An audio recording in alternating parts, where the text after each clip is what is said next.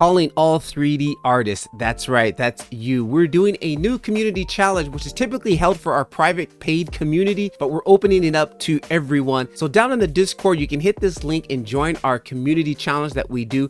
This week, we're going to vote on the theme. So if you got an idea, throw it down in the Discord. We'll throw it in consideration. And then those of you guys who are also in the community, you know the drill. Throw up your ideas. We will vote on them. And then next week, we will choose the best one and use that for our community challenge. Enough of the jibba jabba, let's get into it. If you guys are new here, my name is Patrick LeVar. I am a Blender Octane exclusive user. That's all I use, and I'm teaching other people how to get better using Blender Octane. And one way we do it is by having these community challenges. Last week we had a community challenge. It was all about animation. That was the theme of animation. We had a project here that was provided right here by one of our members, Alex.